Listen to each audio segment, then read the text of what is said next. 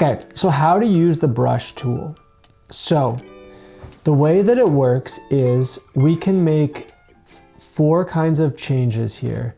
We can do dodge and burn, exposure, temperature, and saturation.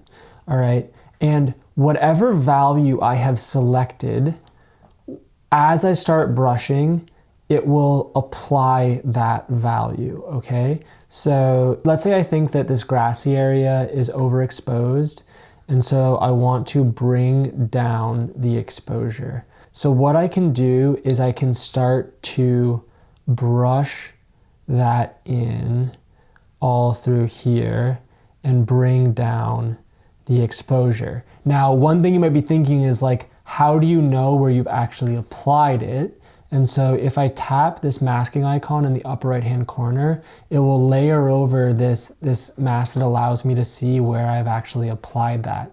Now, I think that that looks too strong. So what I can do is I can either, one, erase it. So I could go through and like erase it, or I can actually overwrite over it. So I can take a lesser decreased exposure and draw it over, and that essentially is going to replace that mask that I had originally done there.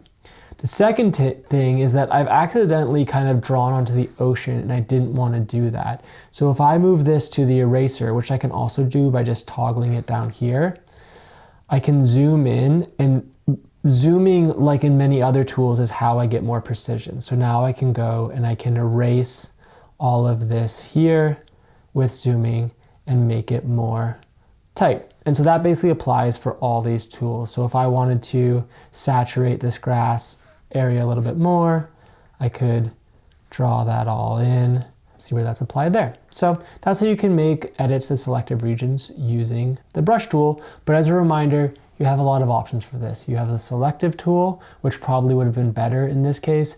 And you also have the masking tool, which again, probably would have allowed you to do this with more precision, because it would have allowed you to just grab that coastline exactly without having to draw it in.